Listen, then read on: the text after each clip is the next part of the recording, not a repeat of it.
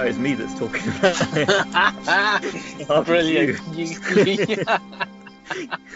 Welcome to My Guy Reviews, the podcast. Welcome to My Guy Reviews, the podcast. And this week I'm joined by my special guest. I hope he's on here. My Guy Monkey. Hello. How's it going? Is it recording? Have you pressed record? It tells me when you press record or not, I think. So. Oh, does it? Okay. I believe it's recording. Okay. On my side, it says recording. Okay, that's good news. You know what? This is the first time we've done technical discussion up ahead. And that's a good shout. Definitely recording. It's always a good idea to check. Yes. We've got so many good podcasts. Anyway, do the intro again. We can always cut it out if you want. No, just leave it. Keep it rolling. That's the whole point. Exactly. We don't want to cut stuff out. This is all gold. Yes. So, how you doing? I'm okay. How are you doing? Very good. So, as always on our podcast, we come up with a pop cultural topic. Normally, one person comes up with it, doesn't work around it. The other one kind of comes in a bit blind. But because last week's episode, I saw a film and I said, "Oh, have you seen it?" You said no, and hopefully you're going to watch it. So I said, "Let's do a trilogy. Let's do the whole three." So I'm hoping you've seen it. Well, I'm hoping that you're still going to do that topic because you never know.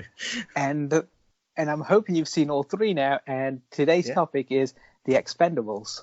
Expendables. I've never seen any of them. What's that? No, we are talking Bad Boys. Bad cops. Bad cops. What you gonna do? What you gonna do when they come for you? Bad cops. Yes. Bad cops. So we're talking Bad Boys this week. We're going to talk about the three films. At the end, I got like some fun facts, which you will then say if they're fun or not. Fun or not? You could decide. It's true or false, but no. True or false. We'll talk about kind of like 1, 2, and 3. So you'll obviously tell us the story as you always do, and you will describe the film best you remember it, and then at the end we'll still rate each film as we normally do. Okay. And we'll start off with obviously the first one in the series. Unless if there's something else you want to jump into before we talk about the films. No, that's fine. Sounds good. Okay, so the first one. So I've got fun facts about the first one, which I'll leave to right at the very end because I think they're. Well, I say fun facts. They're facts. I don't think I will decide how fun they are. It's me that decides that if it's fun or not. Yeah? Exactly. That's where it comes into. So obviously, Bad Boys. The first one came out back in 1995.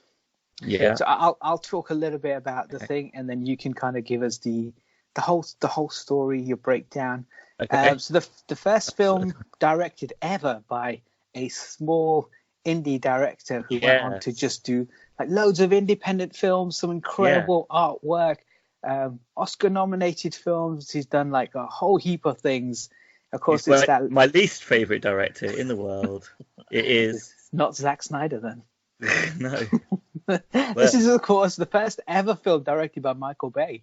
Michael Bay, yeah. And it's got Bayism all over it. I think this was his. I guess you're right. I think the second one is, but the first one is just kind of it's bubbling over. You can kind of get and feel. But to be fair, because it's such a small budget film, he did really well with the budget. I think so. It was about 19 million it cost to make. Okay. So it's not. I've got something to say actually first beforehand. Okay, go on. It's actually that I actually watched this movie first because it was one of your favorite movies. Yeah.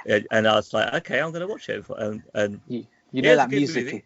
The music's wicked at the start. But you know what? I only just realised rewatching it now that it was Michael Bay, and now I know why you like Michael Bay so much.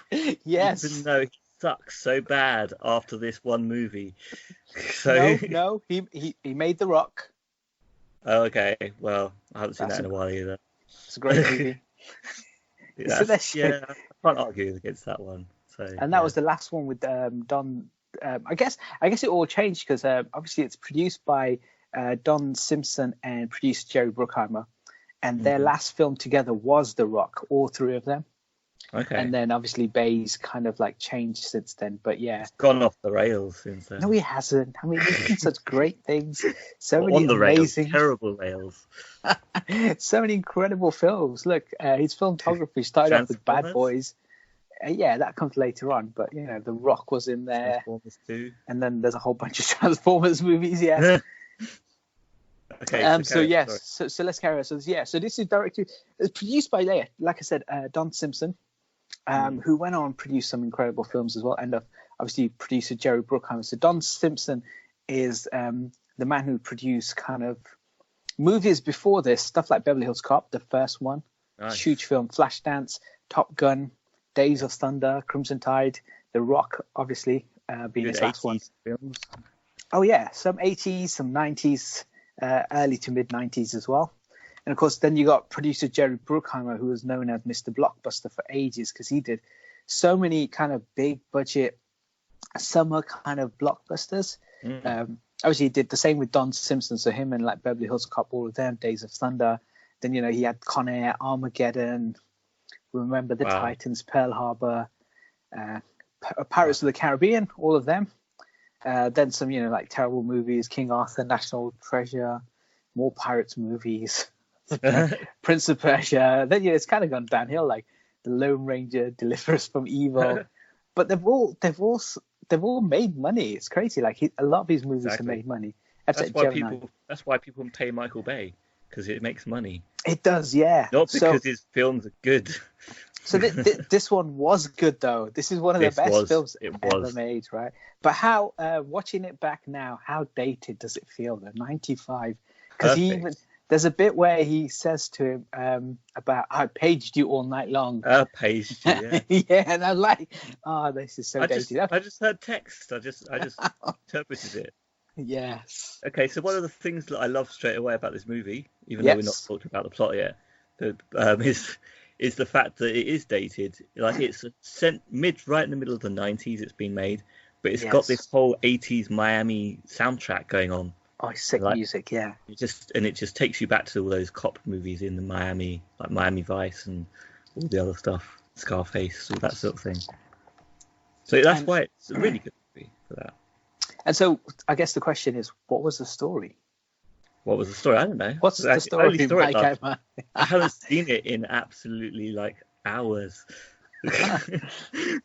Okay, so the story is, it starts off straight away with a raid of some kind, a criminal raid. Before that. They always have the Will Smith, Martin Lawrence banter first. Oh, that's some banter. Then the heist happens. Well, I remember it as there's a heist. And they're taking out a load of packages and delivering them, and it's all cool stuff happening, really. And then you sort of find out, I don't know if it's obvious before that, but then afterwards you sort of realise that they've robbed the drug vault of a cop station. Yes. Of millions of dollars of heroin, I think it is. 100 million? They call it heroin, and then they call it dope, and later on they're snorting it. It's very mixed, like what it actually is. I don't think they know what drugs are, but they were going to cut it and make it 3 times worth the value anyway. So, and they're going to do that anyway.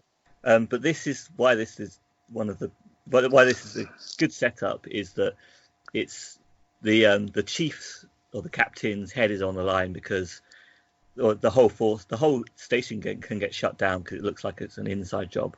Yes, which means they're on a really internal affairs. Yeah, exactly. So they've got internal affairs, and it's like they need to find all and get it back, basically, or find out who actually did it pronto, within like a certain amount of time, or they're getting shut down. And I think that's more of a more unique angle for a cop show straight away. And then straight away he sets his bad boys on the case. Yes. Who just are all about Warren's destruction of everything, doing things the bad cop way, but not like any other cop movie where it's like, oh, you're destroying the city. It's like, you guys destroy the city, you go sort this stuff out quick, because my balls are on the line here. We need to sort it out ASAP. So she gives them 5 days, he gives them 72 hours. 72 hours, yes. Yes. And then they go on their bad boy raid.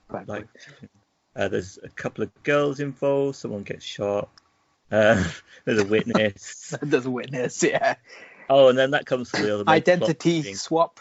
Yeah, the identity swap is the main plot line as well. There, So Will Smith is a player. Like Laurie. His partner, played by Martin Lawrence, Marcus Burnett. Marcus Burnett is a career cop, a family man, career cop. He doesn't want to die; he just wants to get the job done and go home to his wife. But they have to swap places, and his wife's not going to be happy about it. And it's kind of like that switching places banter, and him having to pretend to be Mike Lowry. That's right, and Mike Lowry is looking after his wife and kids. There's that bit where he's on the phone, where he's talking to his wife, and he jots down stuff, and then once she hangs up, he does ask, "What are you wearing?" He's sexy. What are you wearing? I remember saying that. Classic line. Oh. Hey, sexy, what are you wearing? Yes, and I guess there's a pretty intense finale. Yes. The witness wants to come out killing as well. Tries to kill the people that they're after. In the club, yeah. In the club. And it all resolves. Yeah, it's all good. That's pretty much the plot, right? That's right, yeah. So, and they obviously get back all their dope, all their heroin. And there's a big car. There's 2 car chases in this movie, I think. Yeah. I'd say one is in between where they're in the ice cream truck, and then there's the right at the very end, the Porsche going against the other speeds car. But so you could tell when you watch this film back that it's not massive budget. There isn't the craziness that will appear in the next film. But you know what? It feels grounded. Yeah, in reality. And the car chases are good. Like, it's Michael Bay. Oh, yeah, really good. The car chases are good, and you can follow all the action. That's because they're in an ice cream van that's white, and then the other cars are a different colour. They're not just throwing money at it. That's what it is. So Michael Bay has to, behave. They boxed him in, gave him a small budget, and then he stuck to it. And he still, I think, delivered a good action film. Like, there are some action set pieces. They're not massive. There's the bit where they blow up the whole hangar at the end, and the Porsche drives through. There's all the shooting stuff. But you say, you could follow what's going on. Okay, so I have 2 questions once we get to the end of it, once we've rated it. But there is the sexy Will Smith run. The run. Downright sexy when he's shirtless. Well, he's wearing a shirt, but it's open chested, and he's running, and he's just running, and he's running. That man is so sexy in that film. But that run is amazing. He's got the confidence, You can't beat confidence. No, you can't. And this is one of my favorite films of all time, right? This is why. It's like I can just watch him all day in slow-mo running. It was like slow-mo diving and stuff. Oh, is that the sequel? No. So my two questions. Once we talked about the movie, which I think we've covered the film. I think it's a good action. It's a solid action film. Yeah. It's not too ridiculous. It actually feels like Cops, and the banter between them and the other kind of cops seems a bit real. Everybody wants to be like Mike. The story is ridiculous. The whole kind of like mistaken identity thing. She never asked for ID for once from him. Yeah, when Marcus became Mark Lowry. She never said, "Show me your ID. Show me like a passport, any documentation." I did think that when he said, when she said, "Show me your badge" through the door, and she shows him his badge, and I'm like, well, yeah, wouldn't you ask the ID? But I would say your badge would say, wouldn't your badge say Marcus Burnett and not Mike Lowry? Yeah, exactly. So that would have killed the movie then. Yeah. So the thing is, she realizes over time that they're obviously switched. Yes. And it's not that big a deal to her because she knows them by then. Yeah. Yeah. So your rating for the film, the first one in the franchise? Out of 4 stars. Whatever rating you give it, yeah. Well, how do you want me to rate it? Well, however you do it, because your rating changes from week to week. 4-star wanted level. There you go. 4-star? 4-star wanted level. Yeah, it's a solid 4 out of 4. 4 out of 4. Brilliant movie. That's a masterpiece. You're right to have it as your favourite movie. I agree, it's a brilliant movie. It's a great film, yeah. Despite Michael Bay on it, but that's because he didn't have his signatures then. Yeah, because he was still. It's his first film, so obviously he's got to play within a particular sandbox. They give him the money, and they've not told him to go crazy, and he's kind of like delivering that. Obviously, he And got to do his spin, what became the signature spin later on, that slow-mo when they're standing up, which is in all the other films thereafter. Yeah, that's a signature thing for them as well. Like, it's Bad Boys when you see that shot. But that same shot is the same he used Ewan McGregor in Island. The Bad Boys 2's got a similar shot. Even in Transformers, Shia LaBeouf's got a similar shot. That's his signature thing. Like John Woo's got the doves, and everyone has two guns. I think that's his signature move. And I think there's something similar in on 6 Underground or Underground 6, whatever it's called. Yeah. I think of it as the Bad Boys move though. Still, so Michael Bay can't have it. You can use it, but it still belongs to Will Smith. It's the Will Smith. Martin Lawrence. So my two questions is, who's the baddest boy in this film? Who's the baddest boy? Okay. Have you got another question? No, yeah. First answer that one, and then obviously we've got. Ask me the other one, so I've got time to think. And then obviously Mike Lowry in all these films, he's the guy who's got all the money. Lowry, he's got the trust fund, the access to all the sick cars and all of that. Yeah. So my question is, in this film, how good's his wardrobe? So my two questions is in each film, who's the baddest boy? And how good is his wardrobe? I don't know. I don't know about the wardrobe. I mean, you've got the shirtless scene, like you say, so we'll just go for. But he is wearing a silk shirt during that run. Yeah, there you go. But then again, Marcus wears his shirt as well, so. Yeah. So that question first. You still need to answer the first one. Who is the baddest boy? Who's the baddest boy? I mean, I don't know. I guess Mike Lowry's the bad boy, isn't he? So both of them can be, but you choose. That's your choice. So you choose Mike Lowry as the baddest boy in Bad Boys 1, and Bad Boys his wardrobe. Mike Lowry's wardrobe. Mike Lowry, he wears it better. That silk shirt on Marcus wasn't really doing it, So out of 10, how good's his wardrobe? Out of 10, I can't really remember. You know what? I'll go for like 7. Pretty good. I think it's very much of the time, because I was looking at him, and those suit jackets he's wearing, they're a little bit too long now. They're a bit dated, but they were still on trend. So I'd agree with you. I'd say, like, he'll switch it up as future films come out, but for the time it was really impressive. So that's our review of Bad Boys 1, directed by Michael Bay. Then obviously back in 1995, then everyone went off to do other things. Michael Bay most probably made his best film ever, The Rock, Armageddon. Then he did Pearl Harbor. I disagree. I don't like The Rock that much. Oh man, I prefer Bad Boys.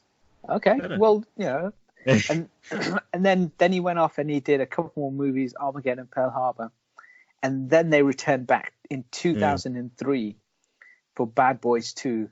So in 2003, at the time that they make the second movie, obviously Will Smith had already started making big movies as well.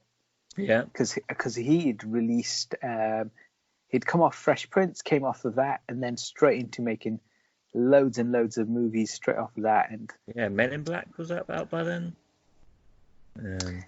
So this is going back to 1995 was his first film.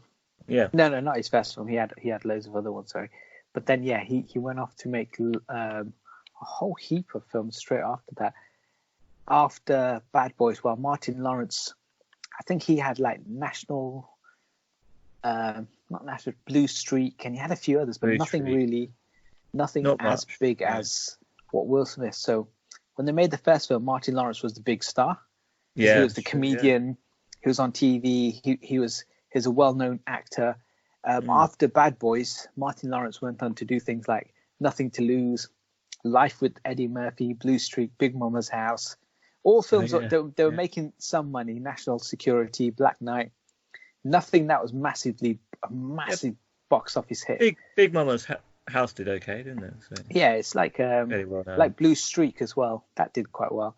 Life, I don't think Life did that well, but it's actually a really good film. And then National Security didn't do that well.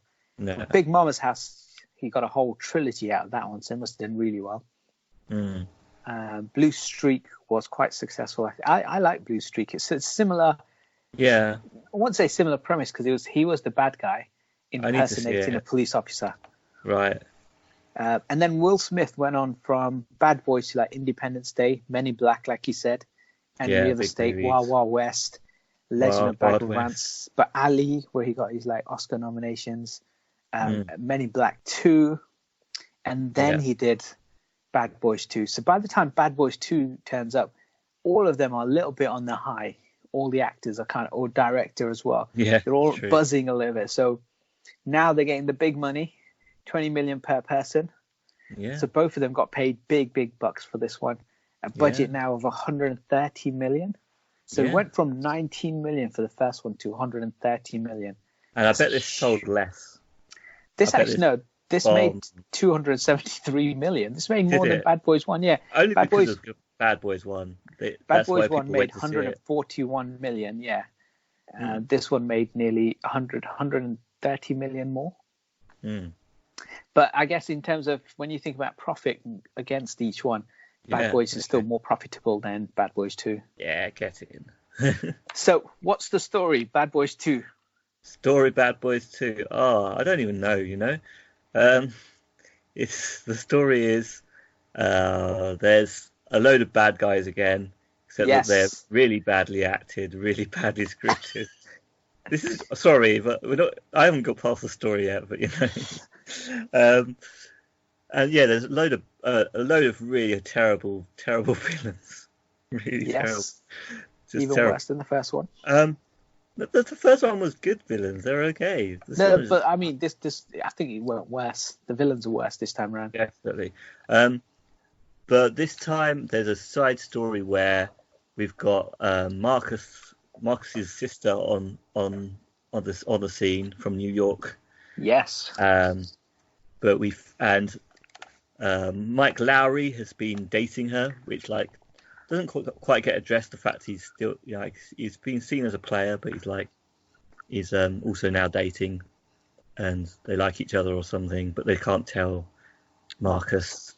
And then we find out also that she's into the criminal game as well, but she's also doing that undercover from the New York office, I guess, DA stuff.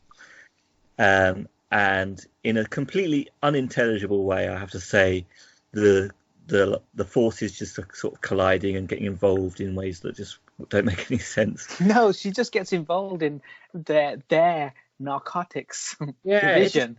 None of it makes any sense. Like she would be blowing her cover just by talking to them. She's always doing it in broad daylight in front of everyone.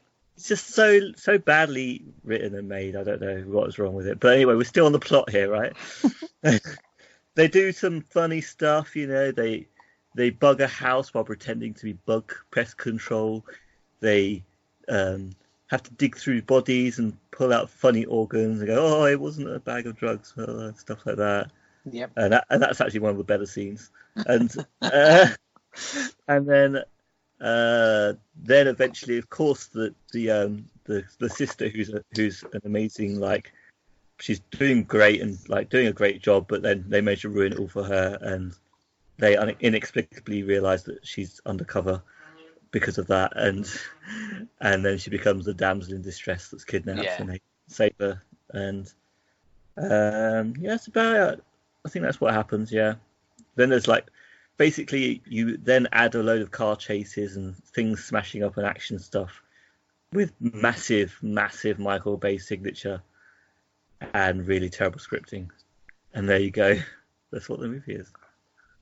Until we get to the minefield right at the very end. Oh yeah, there's a minefield bit at the end. Yeah, sure. And then it's resolved, right? And then Martin Lawrence is retiring throughout this movie as well. Right, he's not retiring. He's changing partner in this one. Really. Oh yeah, that's it. Yeah. So this is the one where he wants to retire. Because you haven't seen this one in a while, have you? I watched it just last night. Okay, you did. I tried to binge watch both of them at the same time. Okay. So this is why each one starts off with a traditional Michael Bay. There is the two characters doing something. So in the first one, as he's got no money, they're literally just having a chat in a car, and then they potentially get carjacked, which doesn't happen, but they fight back, and then the drugs disappear. So if you think about it, it's great because it's setting up character, and character should be the center of your story. How is it done in this one? In this one, they just turn up, and Miami Police Department and everyone's kind of floating around, and they turn up to a KKK meeting. Of course they do, where they think there's a drug drop happening. Like straight in with like the racial undertones, not even undertone anymore. It's not just even like, a little bit. let's just smack it in your face, like slap it left and right in your face, onto your forehead, and everything. And they just kill everyone. This one, they ramped up straight away from the start. They just literally, they kill everyone and anyone who moves, right? It just seems like Mike Lowry does not care, or Marcus Better. Neither of them. I don't know what's happened, but it just seems like they got free reign. Yes. Kill whoever you want. It's called Michael Bay. Michael Bay gets free reign. He kills everyone. There's no need for character. Just kill everything and make everyone say all their lines twice because it makes it actiony. So annoying. This movie. But then there's there's an interview with Will Smith when this one came out, and I remember he was talking about during the same time this came out, another science fiction sci-fi adventure film was coming out, and it had this car chase down a highway, and everyone's talking about that. So that they wanted to compete with that single car chase. That's why they did it. So basically, in the movie The Matrix Reloaded, they built that whole freeway, and they did this car chase sequence, which is like 10 minutes or something like that, or 12 minutes, whatever it is. So Michael Bay and they thought, let's do our own.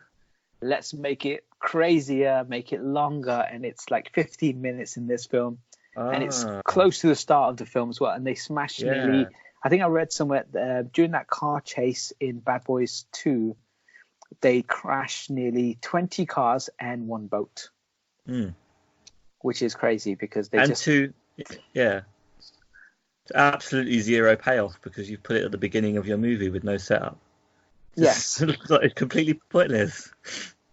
It was 20 cars and a boat. What a waste of money! If they concentrated on a chase like that story at the end of the movie after a good story, then it would have been really good.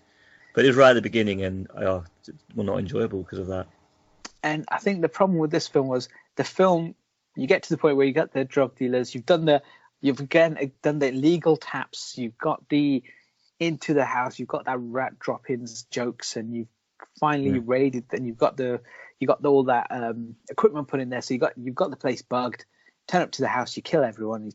Normally the film ends at the house bit. He blows up the house.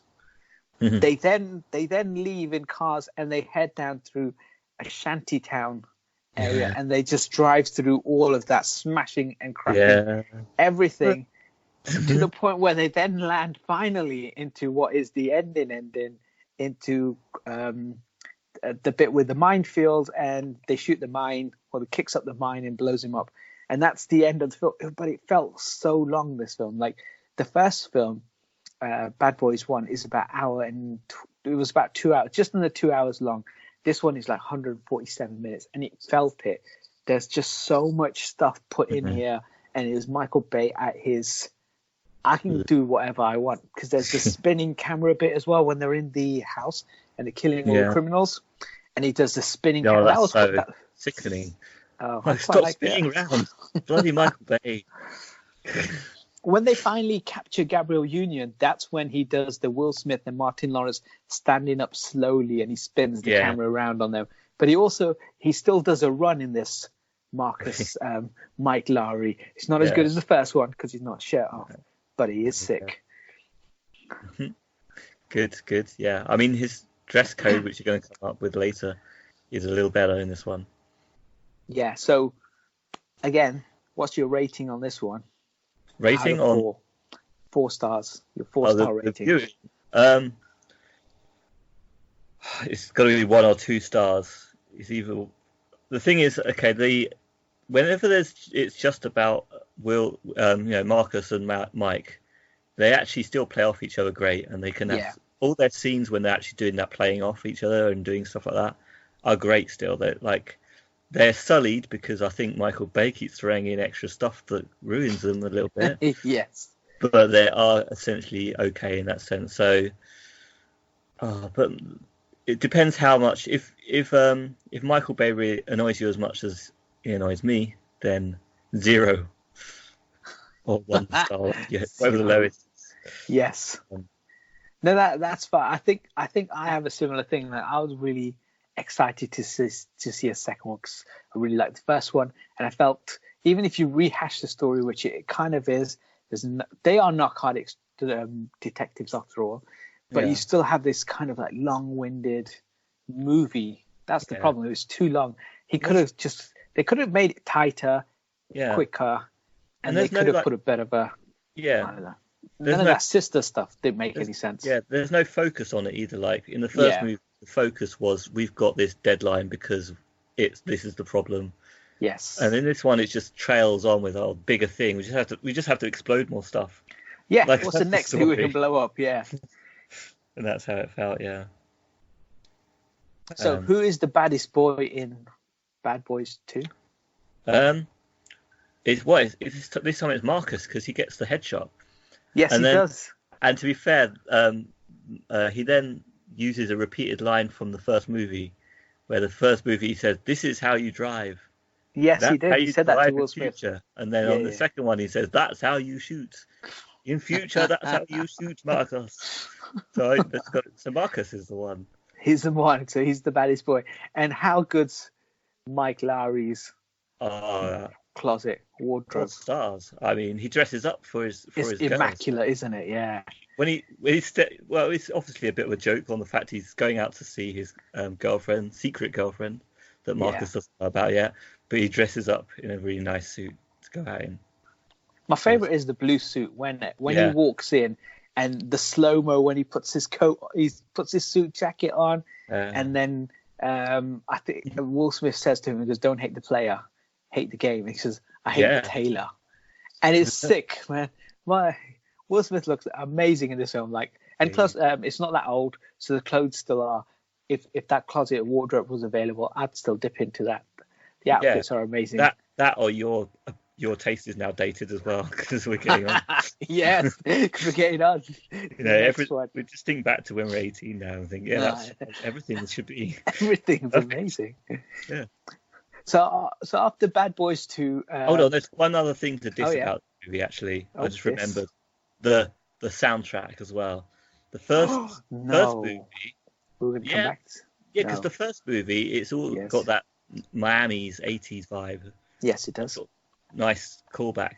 But this one is just heavy all the time. No. There's never any shift in intensity. No. Never build of intensity. It's just everything's bad. Occasionally some good hip hop rap sort of stuff, but yes.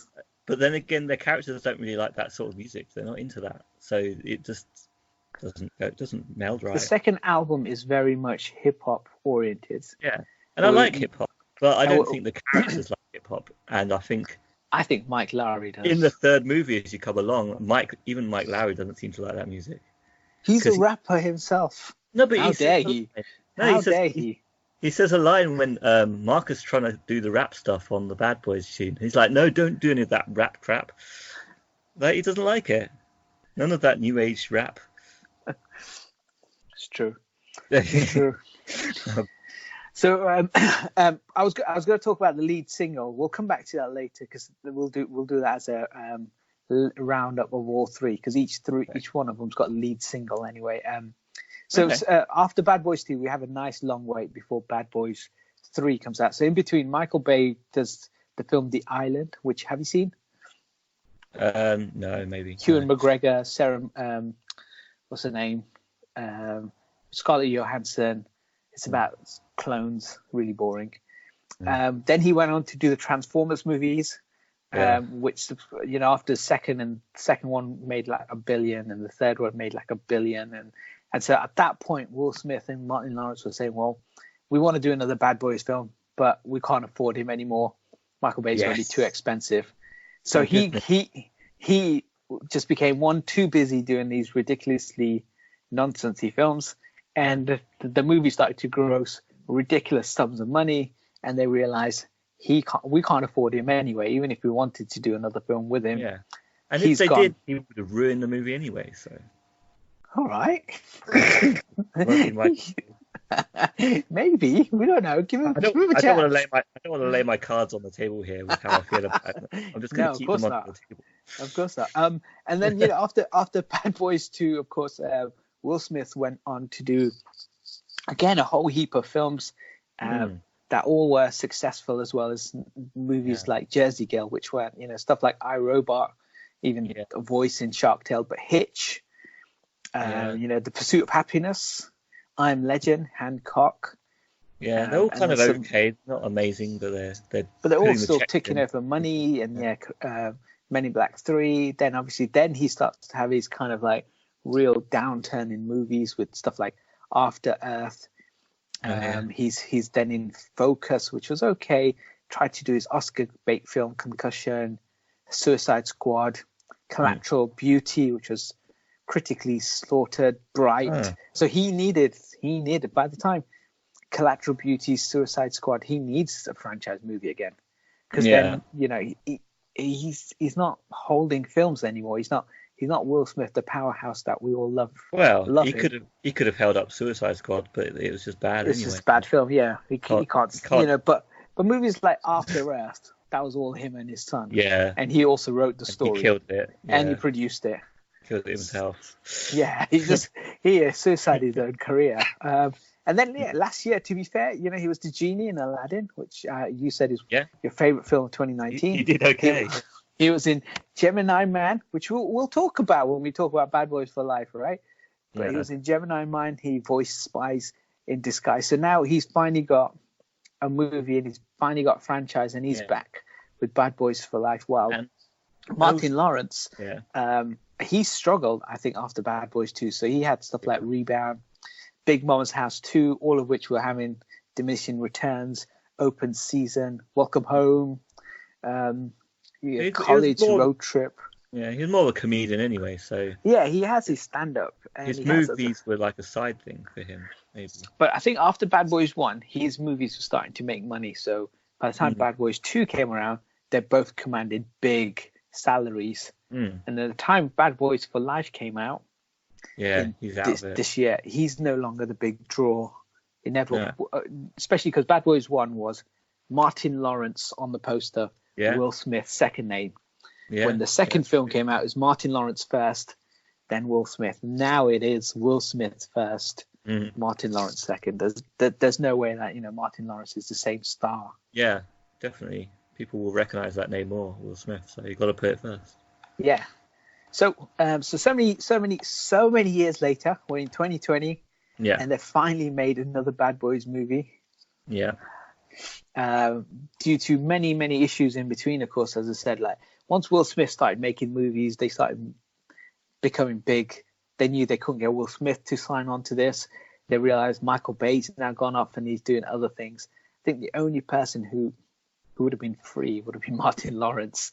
And I don't think anybody else wanted to make the film for a while. And now some bad films for Will Smith, he's then looking at his back catalogue and thinking, I need to get back into a franchise. I think I need a film. I need people to see how good I am again as acting. Well, the thing is, it's the perfect time for that, because there's a lot of movies that are doing that, going back to old things. Nostalgia, bringing back the old actors, like even for years, like we've got the Red series and stuff like that, just bringing back old actors to do stuff, letting them have the action still.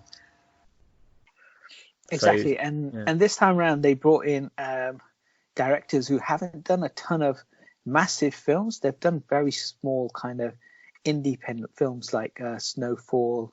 I think that's a TV show, a film called Black, and then Bad Boys for Life. And they're allegedly in development. They're working on Beverly Hills Cop 4, which again is a producer Jerry Bruckheimer film. Yeah. So I guess producer Jerry Bruckheimer liked what he saw in this one, and he goes, "Hey, I got another film for you guys. Yeah, you want to take another stab at this?" Because the thing is, if they'd made a Bad Boys 3 a bit earlier, it would have just been the downhill slope. Like 2 wasn't that as good, 3 would have been even worse. And the same thing happened with Beverly Hills Cop. Beverly Hills Cop 2 was, I think, maybe better or okay. But, I really liked the first two, yeah. But the third one just made a big dip. Terrible. So you have to give it some time. You don't want to just bring out a number 4 or a number 3. You want to wait for the revival, and then everyone will forget how bad number 2 or number 3 is, and they'll just remember number 1 and how great it was, and you'll just build on the nostalgia of that, which is what they do in this movie. Yes, they do, and boy, do they do it right. So, Bad Boys for Life. They ride together, they die together. Ride together, they die together. That's for it. life, which actually comes up in... Spoiler alert, they ride together, they die together. Spoilers.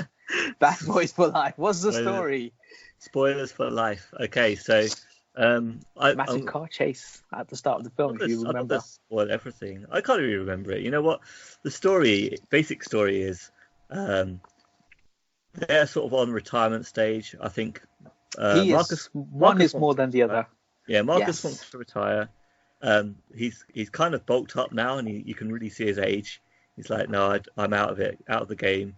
He's a bit more religious now, which he was for in the second one, but then it became a bit of a joke as well. But then in this one, he's even more so, a bit more religious. And he's a granddad. Yeah, and he's a granddad as well, yeah. So he's a family man. He just wants to retire and not live the danger life anymore. He's trying to convince Mike to retire as well. But he's like, no, I don't want to retire. But then that kind of bites him in the ass, because then people are after him from his past. And it looks like it's because of his past as a police officer. And without going into any more details, like, you can talk more about the details if you want, but we start to learn about his past before he becomes a police officer. Before we knew him in the Bad Boys series anyway. So there's a backstory where he may have had a relationship before, because he's not a relationships kind of guy anymore. But we find out that maybe he once was, and where that sort of messed up. Yeah, when that all started. He did say early on, he goes, I did fall in love once. Yeah. He kind of plants the seeds. It's one of those films where they say that line and you know they're going to come back to it at some point. This film is Gemini Man, but with bad boys. Where he fights against a younger, faster, stronger version of himself. Yeah. Would you agree? Yes, true, yeah. It's true, right? Did you not think that did you think that at any point during the film or not? I didn't watch Gemini, so... see, that's the thing. So Gemini Man is a clone of himself, a biological version of himself. Yeah, you told me. And he's a faster, stronger, quicker, younger version of Will Smith. So when I was watching this film and I found out there's a stronger, younger version biologically connected to Will Smith, I thought, wow, is this the leftover script from Gemini Man? They steal this. What worked for him recently? Let's just use that again. Yeah. Well, that's the thing. What must have happened? They were like, oh, I'm doing this film with Ang Lee. Here's the idea. And these two directors or the writers thought, oh, wow, how good's that idea? Let's use that tiny bit of the story and we'll interpret that into our film. This film felt, compared to the second one, where it's just action set, and a very thin story. This actually felt like there was a better story. Absolutely. There actually was a tighter Nick thing, and there's genuine peril because officers were actually being killed and gunned down. Yeah, spoilers, people die. Spoiler alert, people die. Yeah, including one of the main cast, maybe. Yeah, and this is all because of Mike Lowry. Mike Lowry. That's right.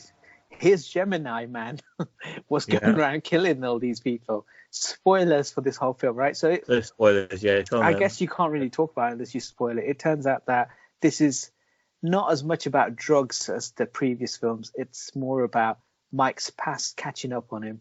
Yeah, revenge. And his past being a assassin that he helped. No, wait, the assassin is who tried to shoot him. But it's this lady who he fell in love with. Who taught him how to dress.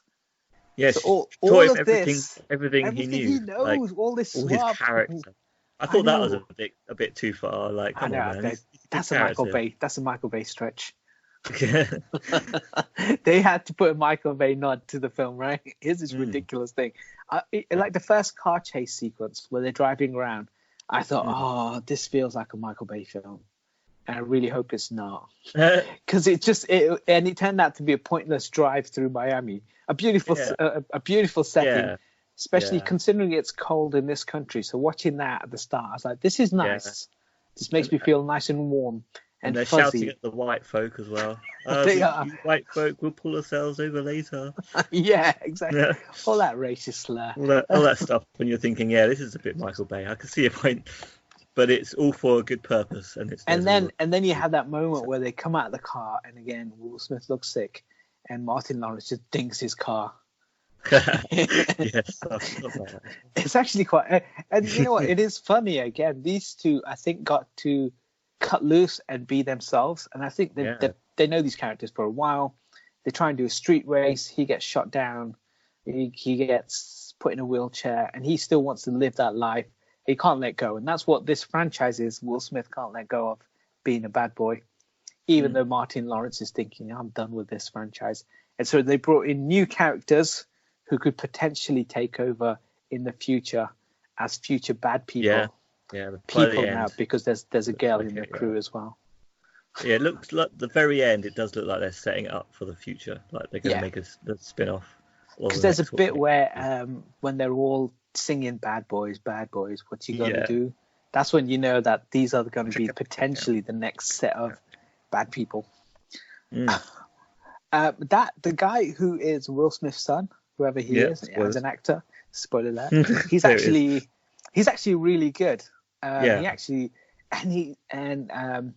You feel the threat from him, I think, more than you do from the nonsense drug cartel leaders in the previous films. It actually feels like he could take them both down. He's that good. Oh, yeah. He didn't kill him, which was a shame, but I mean, he shot him. Yeah, could have ended the whole series.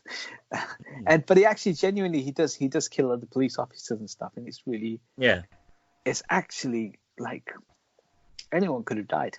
That's what's quite good about it. Good. It's proper drama because they bring back quite a few of the old characters, and you don't know who's going to go next. You know, it's like watching Neighbours or something. It's great. Except with guns. And so and then he tells them about his mom, about what his mom did and stuff like that. So it's a good kind of family film for Mike Lowry's kind of it's a other side. It's a tie-up of Mike Lowry's story of him. It's his arc of him no longer being a player and finally settling down.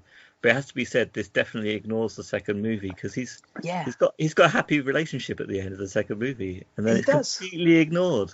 Exactly. Oh, you're always a player, man.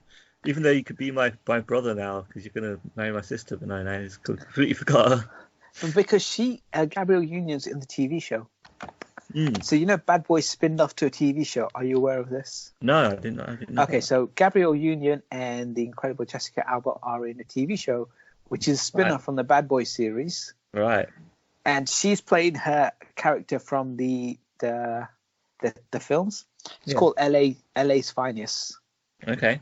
Okay. LA's Finest, and that stars Gabrielle Union and Jessica Alba, and that's a spin-off. And so Gabrielle Union's playing her character, and then obviously there's a non-nonsense character played by Jessica Alba. It's in its second season, which will premiere this year. Yeah, okay. I think I might have heard about it at one point. I forgot about it. But Will Smith's moved on. He does not care about her that way. Not the same way she does. Just gone. Like he was right. Marcus was right all along. He's just playing with her. Just a player. But now apparently he's been in love with this white police officer woman this whole time. So or maybe not. You know, by the end. There's two films, Bad Boys 2 and this one. Michael Bay did a cameo in both of them. Do you know what Michael Bay looks like? No, I have no idea what he looks like. So in Bad Boys 2, there's a moment where they go to a car and there's a guy driving a car, this older white gentleman, and they carjack him. Oh yeah, that's Michael Bay. In this one, there's a wedding MC guy who hands over the mic to Mike Lowry. Okay. That guy's Michael Bay. Wow. Okay, I need to rewatch both these movies now, just so I can see who Michael Bay is. Exactly. Finally see him again. I'm not going to use IMDb. I'm just going to watch the whole movie again. Watch the whole thing. This one actually feels like it's better because it's a stronger $90 million budget. It's not massive, but it actually feels like a tighter film again. Absolutely. The story is very straightforward. It's none of this kind of action sequence. It's got enough action. It's got enough kind of craziness, and the boys are back. And who is the baddest boy? Who is the baddest boy? Let's go for Marcus, because he's badass religious, and then also he still gets to fire a machine gun, like a minigun. Yes, he does. Yeah, he goes crazy. It's like God has gifted you this minigun in your time of need, and then he fires it. So yes, he did. Yeah, Marcus, proper bad boy. And how sick is his wardrobe? Will Smith's. I'm going for Marcus. No, it's okay. Marcus's wardrobe. Then, how good is Marcus's wardrobe in this film? Good. He looks like a vicar sometimes. It's great. He does, doesn't he? He actually wears clothes that are of his age in a way. Yeah, definitely. They've obviously both no longer in their sexy 20s, but they're still handsome men, and he dresses more his age in this film. Yeah. A lot of people, when they get to an older age, they do sort of look at life differently and start thinking about things. So it's quite realistic as well. Yeah, I know. We are in our sexy 20s, and we think of life differently as well now. Well, we did that from the beginning. But yeah, we were always in our 20s, and always will be. Crazy. So yeah, so this film kind of like has left enough open for sequels. Yeah, there's no way they haven't. His son becoming a bad boy. Yes. That's what I see. There's also got his, the guy from the first film where the two of them approach him, where he's about to go on a date with Marcus's. Oh yeah, he could be a bad boy. He's a son-in-law. He's brought up in it, yeah, definitely. Yeah. That'd be good. The two of them. Yeah, so the two of them. Remember, hassle him when he first walks into the door. Yeah, he's the one who gets married at the end of the film or during the film. Yeah, I know, because they talk about it. That's how I knew, because they talk about it in the life. How they hassled him in Bad Boys 2. Yeah. So that was another good. That's a nice cool callback, yeah. Because when I saw him, I was like, that's good that they've got him back, because that's a nice little nod to the original. They've got the police chief was back as well. Yeah. And yeah, that it's again, I quite enjoyed this film.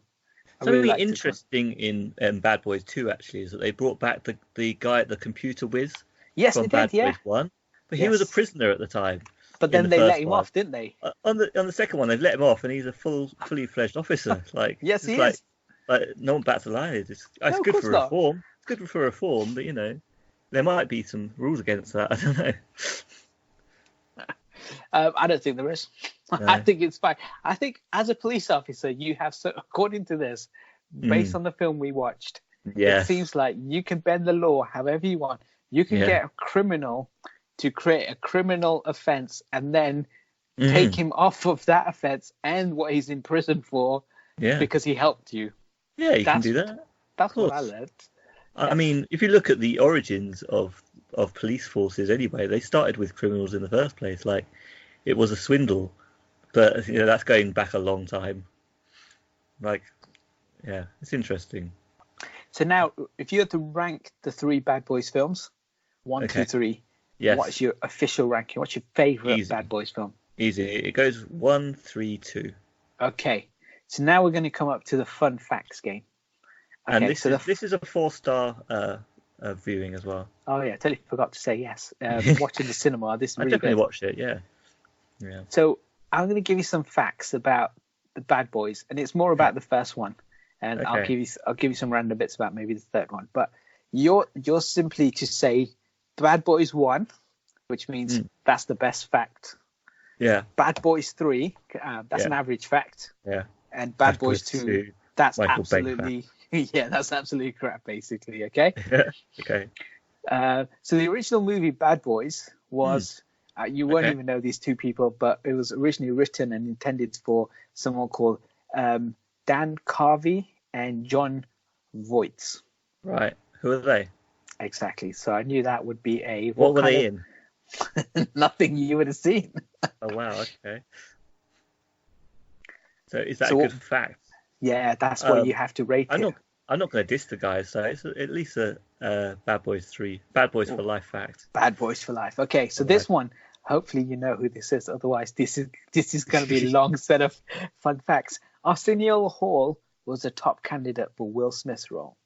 Now, Arsenio Hall he had a stand-up show in America, which we never got in the UK, but he was in Coming to America with Eddie Murphy. Oh, okay, yeah. Arsenio Hall. I'm guessing he's a good stand-up comedian. Yeah. Really good stand-up. Is he the servant in that then? Yes, he's the one who comes with him. Yes. Yeah. Okay. That would not have worked well. They needed the star power of Will Smith at the time, and his character. It would have been a much smaller movie without that. As a fact, yeah, that's a good fact. I love that. Yeah, number one. But the reason why Will Smith got assigned because Michael Bay watched an episode of Fresh Prince of Bel-Air and said, "I like this kid," and it was Michael Bay who wanted Will Smith. Bay. So of all the shit you've given him, he's the one who wanted Will Smith and made him the superstar that we love today. That trips me up, man. That's a Bad Boys 1 fact. That's cool. Good on you. Good on you, Michael Bay. You did one good job on your first movie. You know, smashed it out of the park. Shouldn't stop there, mate. I mean, this shouldn't even be like a thing, but it is. But it says everybody hated the script because the script is rubbish. The whole story in Bad Boys 1 is just nonsense. It's not brilliant. Because she could have asked for ID. She would know who he is, right? Yeah, that's one. You get flaws like that in every movie. That's a tiny flaw to make the joke work. It's brilliant. But they had to keep doing rewrites to the film because the original story was really bad. The original script was terrible. That's good. So because they fixed it in the edit in the rewrite. Is it a good fact? Yeah, it's a good fact. Number one. It's a Bad Boys 1. I don't know if this is what happened. So Will Smith, I don't know if he's a stand-up, but he's coming off Fresh Prince. He's a funny dude. Martin Lawrence had comedic chops anyway. Yeah. So Michael Bay obviously gave him dialogue, gave him a script, but he said improv a lot of your words. Absolutely, yeah. Improv a lot of your scenes. And the chemistry between the two and the jokes and stuff that came off that, the taunting between the characters becomes more organic and more real because of that. And that was all down to Michael Bay. So it's them. Bay. That is, it's all Bay. So after, because the script was terrible. Yeah. I mean, how many times you rewrite it? If you've got funny people, you let them do their thing, right? So this is what he did. He said, go do your thing. Yeah. And obviously we get some great lines, especially the bit when they both put the gun to the police, the store clerk owner, and they say, get me a pack of tropical fruit, bubblicious. And some Skittles. Stuff like that. Brilliant line, yeah. And it's all improv. I kind of realised that it was all out of them. I mean, I wouldn't say it was. I mean, they had a basic script and they would have worked on it. I think they would have developed what was there with their own natural stuff. So it wasn't like Ghostbusters 2016 level of improv. Like there was something there, but absolutely, it's their work and it's their chemistry that works. And yeah, of course, that's a Bad Boys 1 fact. Now, there was a line that even Will Smith didn't want to deliver, but Michael Bay pushed for it. What did he deliver? So now you have to say if Michael Bay did the right thing or the wrong thing. At the very end of Bad Boys 1, there's a moment where the sun is setting, and Will Smith is sat there talking to Marcus, and he says, "Don't look at me, man." I think he says, "Don't look at me, man." But they're sitting there anyway. The sun's setting, and he says, "I love you" to him. Will Smith didn't want to say that line, but Michael Bay wanted that line, and he wanted it in the film. Forced him to. I don't remember that bit. If he actually. So it's right at the very end of the film. So after they've driven the car and they kill the baddie, and then all the police officers and the ambulances are coming along, and they're both just sitting there having a little chat. And Will Smith turns around and says to Marcus, "I love you, man." Yeah, I think that's right. That's good. Well done, Michael Bay. Again, he smashed it out of the park. It's part of their development as the characters that they're able to say that. I think it's weird because back in I guess in the 90s and the 80s, there was a lot of jokes about homophobia, right? Was it And more people, homophobia? Yeah, I then, think yeah, so. the problem. That's why maybe Will Smith was against that line. But actually, that's the guy who saved your life in this film, Yeah, it in should your be the career. icebreaker. It should be It the should be. It should be you put your arm around the man and say, "Yo, I love you, man." yeah, no homo. Yeah, that's how you do it, right? It's just then you can say what you want. It's fine. And yeah, it's just like we don't live in that time of homophobia anymore. Or some people do. And So like, why should here's a people love yeah. each other? That's So weird. here's a bit where obviously Will Smith ran, but he kept his shirt on when he Right. ran. Bay Okay. wanted him shirtless Right. when he did that. What would Okay. you have preferred to have seen? Is this true? Yeah, Is it a fact? Well, yeah, of course he needs to be shirtless. Or exactly. half Yeah, off. Will Yeah. Smith putting a shirt on almost ruined the film for me. Mm. Michael Bay's mum, tell me if this where you rank this, right? So Michael Bay's mum made him clean up the film. Michael's baby. She was concerned that there's too much swearing in the film. Okay. Wow, that's good. So I mean, there's isn't still a lot in the yeah. final edit, but there must have been even more that his mum made him As a fact, re-edit. oh, it's a Bad Boys one. It's a great fact. It's But good, isn't I it? think, Like yeah. you turn up to your mum's house and go, "Look, mum, I'm working on this thing. I've been given this much money. This is my first time doing it." And your mum looks at you and says, "Nah, you can't do that." Yeah, and it gives it blockbuster like ability because if you have too much swearing, it's not going to be, I mean these days there's more and more swearing, but yeah, you need it to be a certain amount of cleanness to be noted properly, which just become more of a B movie. Yeah, I think that's funny though. I think if I put blood and sweat, tears into something, His and I first thought movie. it was yeah, and then my Mom mum came and says told to him off. me, yeah, All he needs to tell exactly. his mum to tell him off about all the other shit he does now. Now she don't care. I mean, Yeah, all the money is pouring in now. exactly. He's got her own. He doesn't even ask her anymore. Mm. I bet he stands up there with other people's films and go, "Look, mum, I made this one." She's like, "Wow, these are really good." Yeah. What the villain's car? You know that Cobra 427 right at the very end, the blue one. Basically, they crashed that car off camera. In which one? The main villain's car, that blue car right at the end. Yeah. They crashed that car off screen. Wow. So a stunt driver crashed it. Wow, they ruined it. Yeah. Is that a fun fact? Where do you rank that? That's a sad fact. That's very sad. I'm going to put that at Bad Boys 2. You didn't get to see that crash. No. Oh. So in the first Bad Boys, Tioni Leone was in that film, and then obviously they've always had a new female lead Yeah. for Will Smith thereafter. During one of the shoot scenes, she got knocked unconscious by AK-47. Wow. So basically, Martin Lawrence's stunt double knocked her out by accident. Wow. I'll call that a for life. That is a full. Oh, I thought you would have gone better. Okay, that's fine. I mean, it can go either way though, so let's just give it a for life. Like, wow, that's not good. You knocked out one of your stars, one of your actors. Talk about mistreating women in these movies, like exactly, yeah. Like the way Michael Bay likes to portray his women, not great.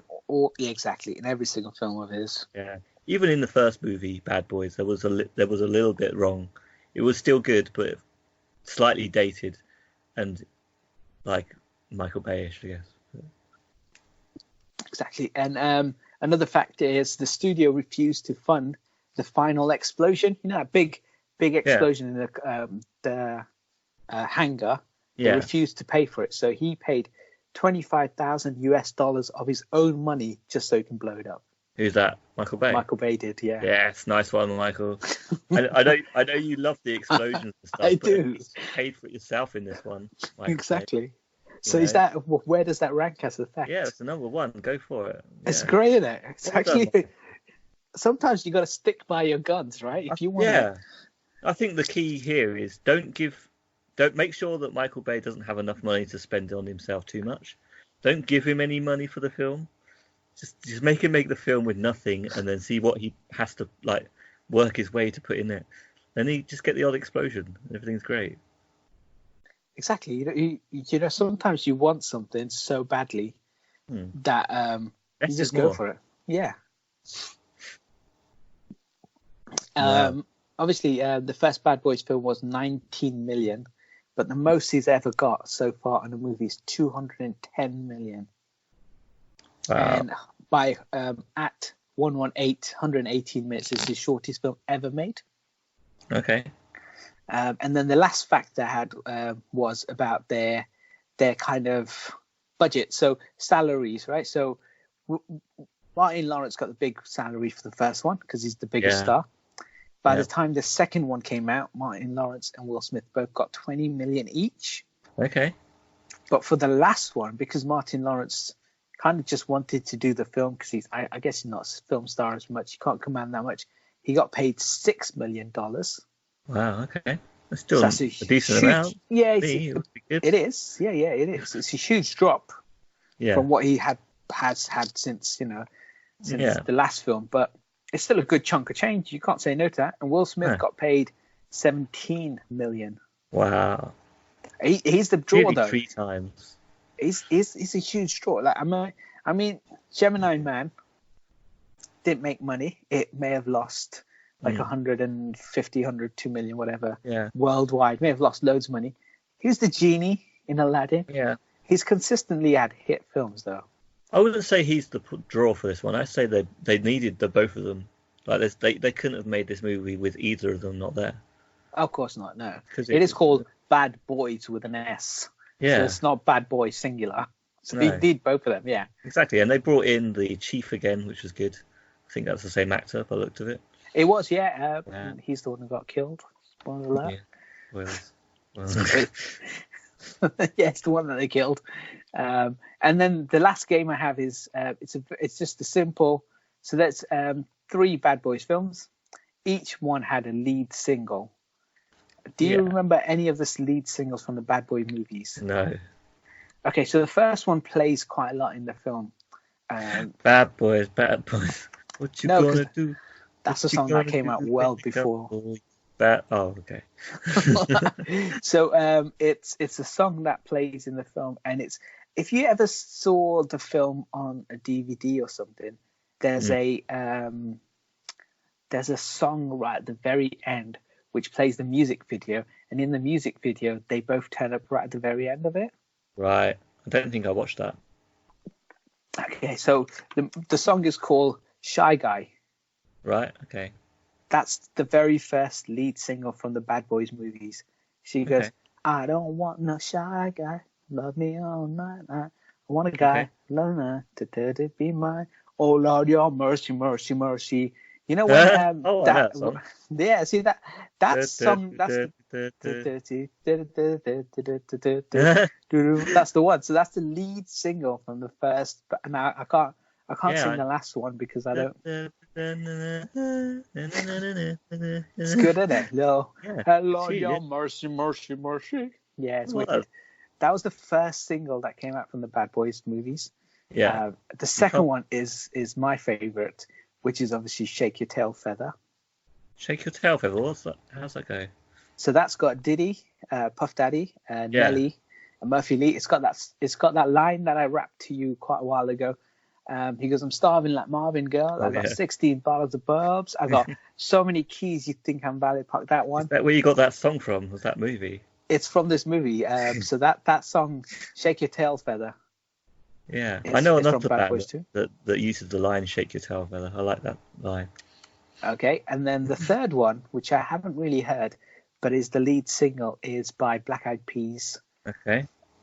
And I've not heard the song yet. So my question to you, I forgot to tell you what the title of the Black Eyed Peas song is. It's called Ritmo. Okay. Okay, so rank the 3 Bad Boys lead singles.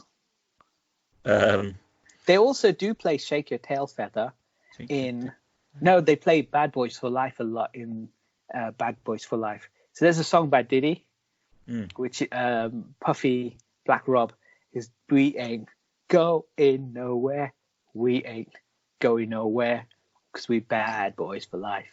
Okay. That's Puffy's song with Black Rob and Mark Curry, but that song's been out years ago, so I can't call it the lead single. No. But that's the song that came out. Same with Bad Boys as well. So. Yeah. So the songs are Shy Guy, Shake Your Tail Feather, Ritmo. What is the best lead single for the Bad Boys franchise? Mercy. That's it. Such a sick. It's so good, even still to this 90s, day. So 90s/80s somehow. So, yeah, it was 90s. Yeah. When you listen back to it recently, did it still hold up? It's a sick tune, isn't it? It's so cool. It's retro value at least, but yeah. And then, what's your second favorite? Well, I don't know the third one. I've not heard the third one. That's why number two gets it because I haven't heard the third one yet. Perfect. Okay, so that's our review of the Bad Boys franchise. Bad Boys 1 through to Bad Boys. What about the series? What do you think of the series? Have you seen it? I haven't seen the series. The problem with the TV show is it'll come on like an obscure channel in the UK. Yeah. Which is really it's not on Netflix or Amazon Prime. So I'm sure it'll appear somewhere at some point on something. Yeah. But for now, no, I haven't seen any of it. I'd watch a couple of episodes. I'd give it a couple of episodes and see how it gets on. There's also a video game on the PlayStation 2. You played that one? Okay. No. It's Bad Boys Miami Takedown. Okay. It's really terrible from what I hear. Okay. I played it. Just like any sort of tie-in movie like that, it's just an attempt at like shooting third-person game. It's just terrible. A bit like the Scarface games, they failed as well. Just play GTA Vice City instead, because then you can play in Miami and play an actually good game. Yeah, see, I never played the Bad Boys video games. I'm glad they did it now. It looked really bad. I had a 5-second look at it. It's like, yeah, I can see why this is bad. Licensing from movies to video games tend to be terrible. Yeah, they're getting better now because I think studios are more prepared for it. Whereas in the old days, they were like, "Oh, look, we've managed to get it. Yes, we better make a game quick." And they've got like 6 weeks to make the game before they lose the license again, and it always comes out as trash. Whereas you've got some good games, which is like why I'm so positive towards Mad Max, because it was a decent game, and it was a movie tie-in, so you can't knock it. Sometimes they do well these days. They're terrible films. They get in there. Terrible film. Films are great as well. It's a terrible film. Well, we've talked about that so many times. Right. Mad Max, yeah. You didn't like that film. You said you hated it. You said it's rubbish. You said they're driving a straight line. You wanted Michael Bay to direct it. Everything to flip and make no sense. It's like you would have loved it. This action makes too much sense. Yeah, but it's not making me nauseous. At the end of the film, Tom Hardy would have sat there with another dude and would have just said, "I love you, man." And we would have all clapped in the cinema. So that's it. Exploded. Everything would have exploded. Everyone would have died.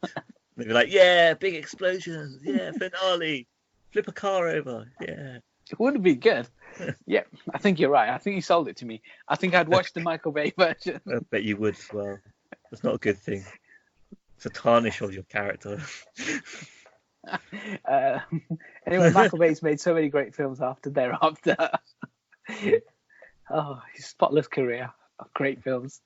He did make one good film in between Bad Boys 2 and 6 Underground. He made a film called... Did you ever watch 13 Hours? No. So it's The Secret Soldiers of Benghazi. Right. Or simply, I think it's called 13 Hours in some places. But the basic, it's based on a book. So he couldn't really go that wrong. But it's about the Benghazi attacks in 2012. Okay. And it's actually coming off the Transformers film. Then he made this film. It's actually a good film, I think. I think it just goes to show sometimes he can make a good film if he just sticks to a small budget, and he doesn't go crazy. And he made Pain and Gain. Did you watch that? No. Martin, it had Dwayne The Rock Johnson. Wow, I want to watch it now. Yeah, Dwayne, Mark Wahlberg, and Anthony Mackie. Not Anthony Mackie from South Park, but Anthony Mackie from. They're about these bodybuilders who are taking steroids and stuff. It's actually quite good. Again, people don't give him enough credit. He's such a great director. We need to get so many Oscars for this. We need to get a movie where Dwayne The Rock Johnson is there and Will Smith with his top off running. Oh man, be the dream team.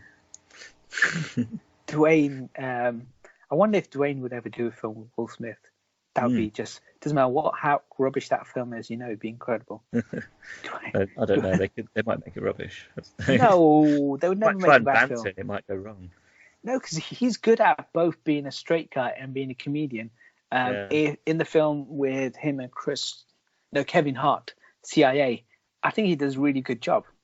He does really good banter as well as kind of the straight man. I think he's great. Hey, Dwayne's like my Will Smith. He can do nothing wrong. Even Baywatch was a masterpiece. Skyscraper. So when we go to, I talk about fighting with my family last time. He's in that, but that's good. Okay, so we've finished talking Bad Boys. Let's talk segments. Okay. Crack on with segment number 1. Did you watch your thing this time? You have to do the segment song first, don't you? Does that mean you've done it? You have to tell me if you did.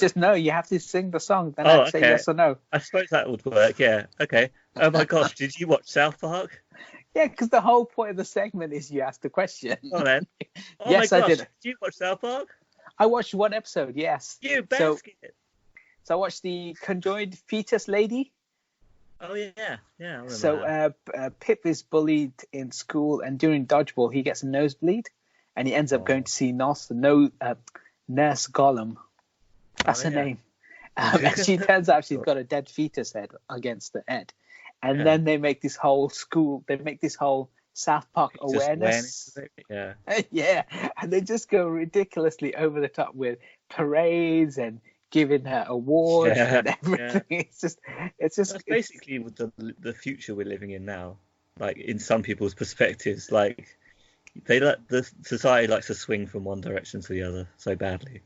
So that's kind of like the through point of the story. Is about this ridiculous amount of media exposure given to this thing, and actually doing it the wrong way. Yeah. Basically, almost pointing it out and making it feel like, it's just over the top OT. It's really good though. The focus on her when she doesn't really want the focus. And then in the meantime, the kids are going to a dodgeball tournament. Oh yeah. So because what they found out was if you wind up Pip enough, he goes a bit crazy when he plays dodgeball, and he can throw the ball harder than anyone else, and he can knock off stuff. And so they're playing dodgeball, and they get to the World Championship finals against a Chinese team. And then they're basically throwing the ball around, and they start teasing Pip, and he single-handedly beats the entire Chinese team by himself with one throw. Yeah, that's British for you. Yes, get in. And then all the kids didn't want to play dodgeball by the end of the game. So no one cared that Pip won the trophy. Oh, yeah, they just didn't care anymore. I won, Pip. Oh, poor Pip. Oh, it's such a good episode. Pip really comes onto his own in this one. It's good. Yeah. That's what all us British are like, reserved and then kick ass. Exactly. That's what we can rule all those sports that we don't play. Yeah. We just don't get annoyed enough, that's all. So that's all it is. Let someone else win. So I watched one episode. It was that. Of course, as always, you then give the rating for that episode. Yeah. I can't. As usual, these are very old episodes. I can't remember them, but I do remember a lot of those elements. So I'm going to give it 4 stars because. Oh, masterpiece! I remember a lot about it. Yeah. It's actually a really fun episode. Yeah. Decent. And then on to our next segment. Okay. I got quick reviews. Okay. So obviously we watched Bad Boys this week. Yeah. 1, 2, 3. Anything else you've been watching? That's all I've done. I haven't watched anything else. I've been playing a game though. It's an old game, but I thought I might talk about it today. Yeah. Yeah. So I've been playing GTA 5 online a lot Oh, this never week. heard of it. You never heard of it, GTA 5? So the The like biggest selling game of all time, right? Must yeah, be. but like 2013 was it released, something like that, on PS3. But they've been updating the online for all this time. They've always been adding stuff to it. And I don't know if I've mentioned before that they've added a retro arcade property that you can buy now. And you can earn, but you have to earn all the money to buy all these arcade machines.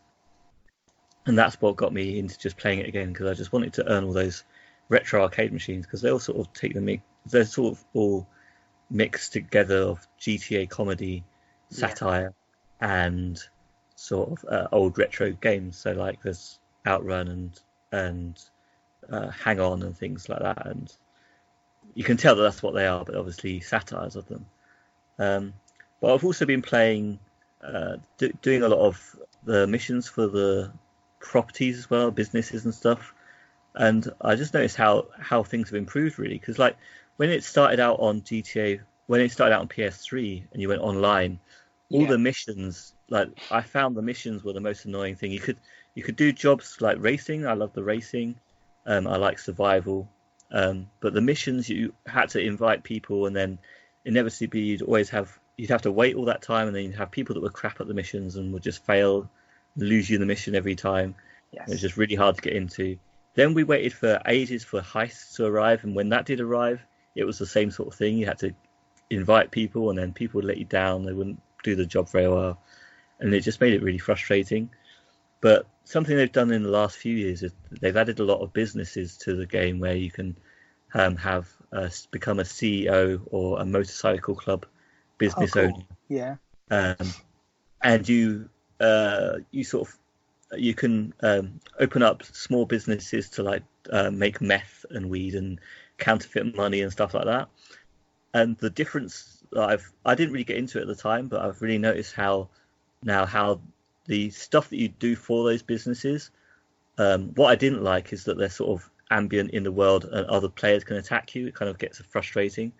But the good thing is you're no longer really waiting for like players to join you, and it doesn't matter so much if people are failing, because you can just die as many times as you want as well. That's much better. So it just feels like it's ambient missions. It does feel a lot better. So yeah, I have to say that's quite a good aspect. And also I found out that the nightclub, which they released last year, I think, which was nice to dance in, but there's not much to it. You just tap a button in a rhythm. But I found out that you can actually connect that up with your little businesses and make some money off of that as well. So yeah, it's a bit more interesting in that way. Obviously, GTA 5 in general online, they've just updated it. One of the first updates I liked was when they added you could make your own races, and then they also made it so you could make your own death matches and things like that for other people to play, which I thought was great. But then they've sort of added transform races and stunt races and stuff like that. And yeah, they're always adding different mission types, which is good news. Yeah, for a game that's been out, like you said, 2013, 7 years, and they're still giving free content away. Yeah, and we're expecting another game coming up soon, hopefully in the next year or two. We're expecting. They've got Red Dead Redemption 2 out, which they've got. I think they're working on their online there. I only played it the first month, and I didn't find it that great, but I think they're probably still working on it, making it better. And I really need to go back and check it out.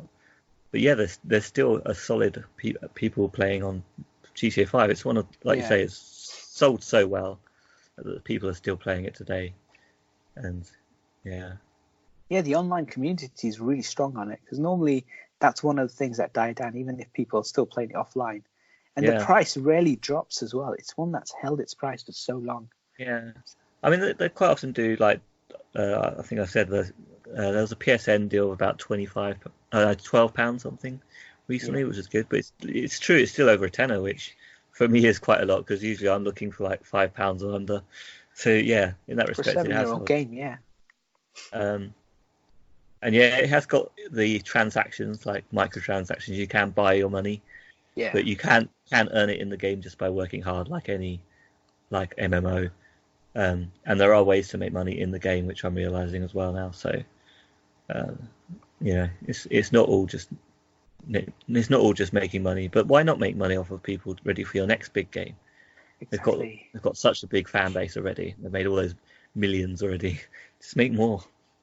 If people are willing to pay for something, Yeah. let them. I mean, there's nothing wrong with that. There are ways you could within the game. There's enough time, and it's not too time consuming to earn money.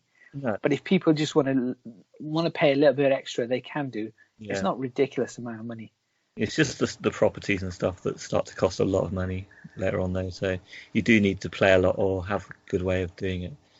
But yeah, you can do it without.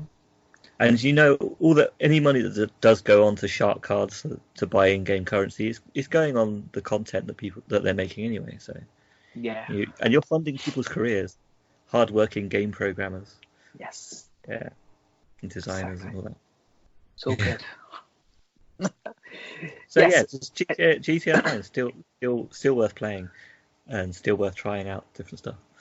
Anything else? No, that's it really. That's what I've been playing this week. So I finally got around to watching the Halloween film from 2018. Okay. There's a new one. So I went on to iTunes and I wanted to rent the Halloween film because I've seen the John Carpenter one I've seen recently. Accidentally rented out Rob Zombie's version, and I watched that anyway. It's fine. I don't hate the Rob Zombie version. And then I finally watched the newer one, the 2018 one, and I liked it. It's a quick. Again, horror films shouldn't be too long. That's one thing. They should be quite. They should just be quite. Not too long. Yeah, horror's not meant to be epic. Yeah, hour and a half or so is good enough. Yeah. So it wasn't a long film. It actually, the bit when Michael Myers finally, it's just over an hour and a half or something. But once he gets into the house and it's him and Jamie Lee Curtis in the house. Have you seen this film? I'm going to spoil this by accident if you haven't seen it. Anyway, so there's a bit where they're in the house. I won't give too much away. And she's been training for years for Mike to come and get her. Yeah. Obviously, that's apparent from the trailers. And she's rigging the house in a certain way. And there's things that are moving around in the house, things that are set up. I think if you had that much time, you would set up a booby trap house for Michael Myers to come in. You would have a safe area for yourself to hide in and stuff. Yeah. And I like that element of it. Like when the last half an hour, 20 minutes, when he gets into the house and it's cat and mouse. It's like he's walking around the house, she's in certain parts of the house, and they're being really quiet and they're just kind of trying to get to each other. All of that's great. I think if you have a gun and you give it to Jamie Lee Curtis and she's shooting at Mike Myers, that's not interesting. No. But having him trying to outwit her or her outwitting him, and then just having a knife fight, that's more exciting. It's not bad. It's not a terrible film. It's actually a good film. There is going to be a sequel to this one. It's maybe the highest grossing Halloween film of all time as well.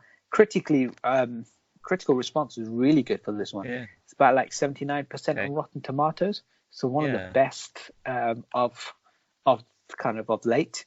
Yeah. And really good. Well worth watching. I'm not going to spoil anything else about it. Really good. I heard there's a good bit where he orders pizza and then he says, just leave it at the door, you dirty animal, or something. Like plays it on the video. No, it's Home Alone. That's Home Alone. Sets up the traps. You know what? When you said that now, it is Home Alone with Michael Myers. Home Alone with Michael Myers. Whenever I describe films, and I'm always like, I like that atmospheric bit. When they're together in the house and they're stuck. It's because I love Home Alone. Every film's like Home Alone. But yeah, it's a good film. Even Rob Zombies is fine, but this is really, really good. Well worth watching. Okay. Shout out to Amazon Prime. Booksmart's on Amazon Prime now. Okay. Anyone who hasn't seen it, watch it. I watched it a second time. It's still good. Okay, I still haven't seen it. Okay. Still a good film. I watched a TV show that's on Netflix called The Stranger. Yeah. It's based on a book called The Stranger. Okay. And it's not to be mistaken for the film that came out. No, not Strange Things film. There's a There's a movie. there's a film with Liv Tyler. I can't remember if it's called Strangers, maybe. Yeah, Strangers. Okay. In 2008, that had a sequel of late. It's not to be mistaken by that. It's called The Stranger. Basically, it's a mini series, so it's only about 8 episodes, about an hour long. So an hour, so about 8 hours worth of stuff. But it's just this mysterious stranger who goes up to this man and says, "Oh yeah, by the way, this perfect life that you think between you and your wife has been all a bunch of lies, and I've got proof to say your wife has faked the pregnancy." Okay. This is all in the trailer anyway. I won't spoil it till you tell me you're not going to watch it. Yeah, and then he then starts digging into all that information. Is it true? Is it false? Is the information given to me by this person real or not? Yeah. And that's kind of what it is. But then there's other mysteries she's revealing as well, this girl, to other people at the same time. So each episode she'll go away and she'll unravel another mystery and another. And so while you've got the main through line, which is about this husband and wife and her, did she really tell it? Did she not? And then you've got these other stories that kind of intertwine into one big thing. Does it wrap up at the end? Yeah, it does. Okay, I might watch it then. Okay, then I won't spoil it. I'm tired of I'm tired of the format where they just keep on leading you on to another thing. This actually ends a bit like the TV show Safe. Again, a British kind of film, TV show, similar sort of 8 episodes kind of thing. It ends. So you have the mystery about what's going on. Then while you're uncovering that, they'll throw in another mystery about this other thing, and stuff will happen with that mystery. And then somehow these mysteries are all connected. Yeah. There is a payoff to it at the end. There is an ending to it as well. Actually, and then I won't give too much away about it, but it's all there. It's actually quite good because it's not that long. It's only 8 episodes. You can kind of watch them over a couple of weeks. You can binge watch that. No. In a day. No. You have to watch it one at a time. And knock that one out. Yeah, you could. I think some people would have knocked it out. Yeah, it does leave you with enough at the end of the episode. You want to watch the next one because there's stuff about his kids. They did something on the night of. His neighbors have done stuff. There's people across the road who've done, and there's loads of things that uncover. And you're trying to work out how is this all connected to the one story or the many stories. Yeah, it's quite interesting. Yeah, it sounds interesting. So that's a Netflix original show that's currently on Netflix. Okay. So you've done a shout out for Amazon Prime and Netflix today. Yes, they just need to pay us now. One day. Well, you need to set up Patreon so we can stop working. Oh, that's the dream, right? The other thing, we're on episode like 25 or 30 or something. I think we're in. Yeah, we've gone past double digits now. So Plus all the reviews we did for years before that, which you can catch up on YouTube. On YouTube, they're all there. Yeah, reviews before the podcast started. Yeah. Did I ever talk about the the documentary series that they had on Netflix called "Don't F with Cats"? I think you did mention it. Yeah. Okay. You can mention it again because not everyone's going to have watched every episode. So don't F with Cats. It's literally it's a docu-series. It's only 3 episodes, and it's about something that took place in 3. 3 Did you say 3? Yeah, 3 episodes. Yeah, and it's about a viral video that happened in 2010. Yeah, and the trailer kind of sets it up, saying people, you have the funny videos online, you have the people hurting themselves, blah blah blah, and then you have various seeded underbelly of the internet where these people put these videos up, and as the title says, it goes, you can do blah blah blah, you can do whatever, but you don't F with cats. And there's this viral video that comes up with this guy doing something and gets posted on like Facebook, gets retweeted. Loads of people start watching it and trying to work out. And what the whole series is about is the investigation that took place to find out who that person who uploaded that was, and the motivations behind that, or how he did it, or why he did it. It's a he because they tell you it's a boy. But why he did it, how he did it, and all that. Or was it him? Was it someone? All these forces that come together, and how these groups and communities of people were just looking at clues within the video to try and find out, okay, is that poster a poster from this country? Is that duvet cover from here? Stuff like that. It's really fascinating. So it's a real life mystery, really. Yeah, and these people in 2010 where this thing happened, and so it was big news when it happened.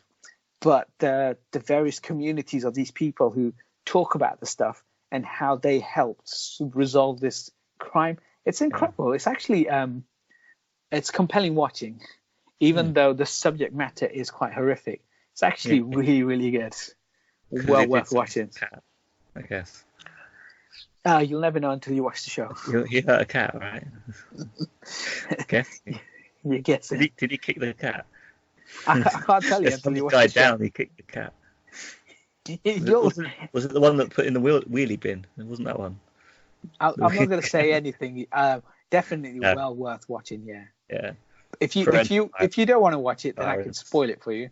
No, it's parental guidance. Like it's a bit too obscene to talk about. Yeah. Yeah. It is, but if you are going to watch it, do watch it without me spoiling it. But if you're never going to watch it, then I could just spoil it for you because it is really good.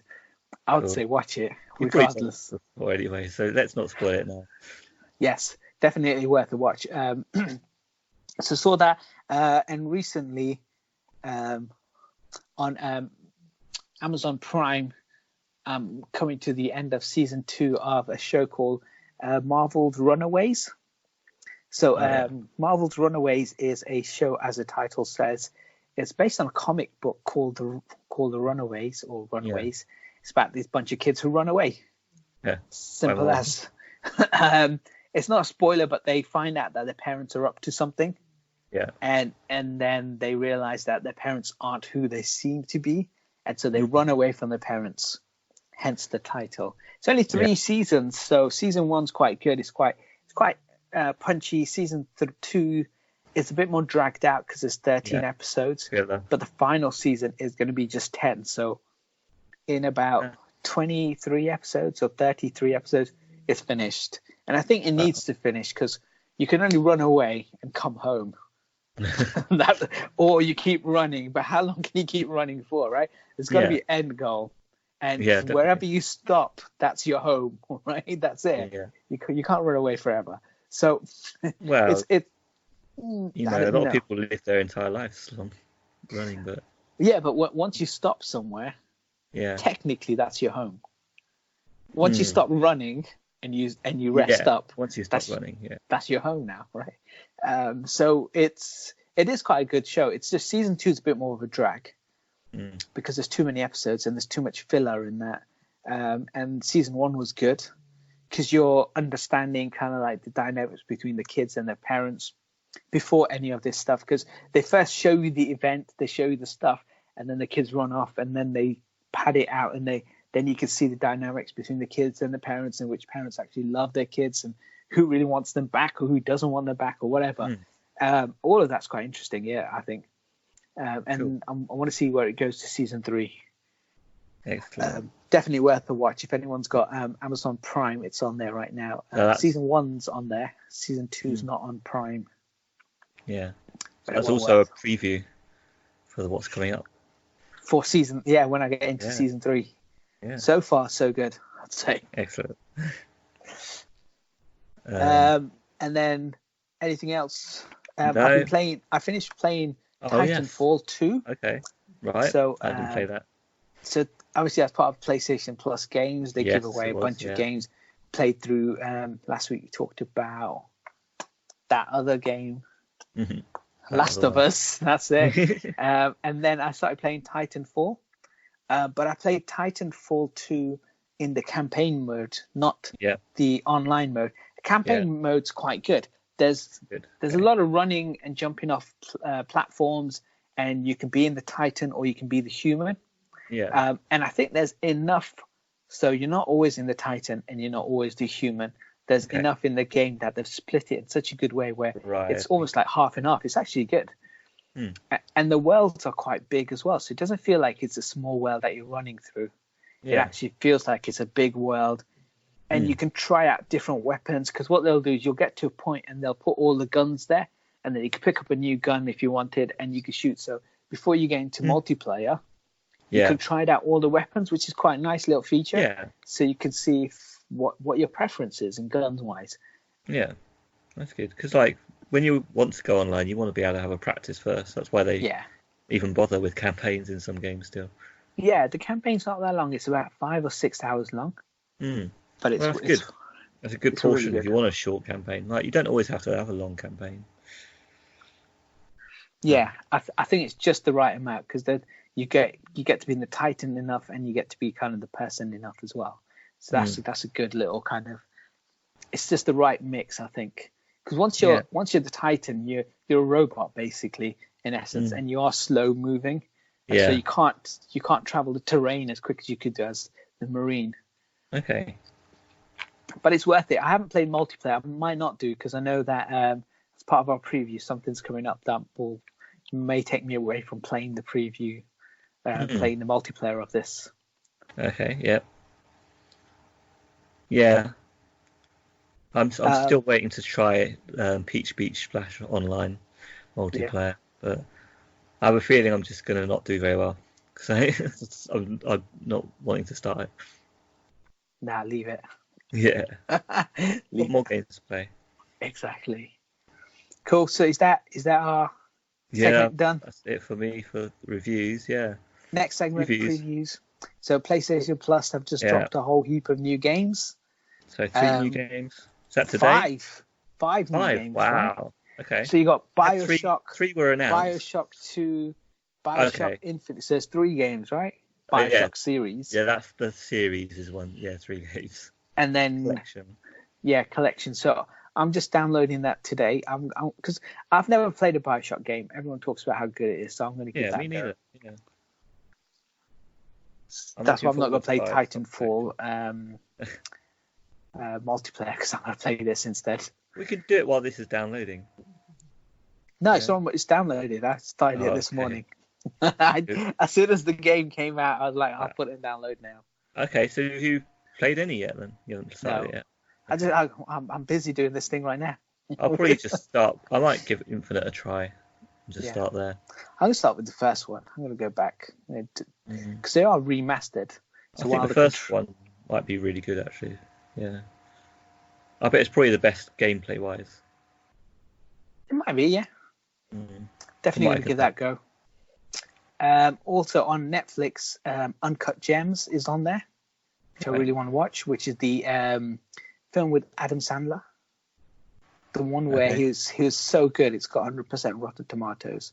Wow. People say he should have won an Academy Award for this one. It's a really, really good film. Also, Lady Bird is on Amazon Prime as well, which I'm going to watch. Okay. What's that? It's a comedy film where with the girl, I think the either director was nominated for an Oscar or the girl won an Oscar for it. But it's one of those indie films that back in 2017, I think it was. It's a coming of age comedy drama. I love coming of age. Me too. Edge of 17 was really good. Stuff like that. It's one of those. So it's like Booksmart's a bit like that coming of age because it's literally based on one day. Yeah, I always relate to those coming of age movies, even though I'm not that young anymore. It did win 2 Academy Awards. So it won Best Motion Picture or Musical and Best Actress. Okay. And was nominated for 5. So yeah. Okay, sounds good. And the girl from Lady Bird is on. Girl in Lady Bird was in Booksmart. Oh, cool, good. Yeah, sounds appealing. Also on the PS Plus, we had the other 2 games we didn't mention, which was because we were so excited by Bioshock. Bioshock, yeah. You couldn't think of anything else. The other 2 things were The Sims 4. Oh, of course, yeah. It's usually quite an expensive game. They sometimes do offers on it. So it's good to be getting it for free at least. And the other one was Firewall 0 Hour, which is a VR game. So unless you have a VR set, that's not going to be of interest to you. No.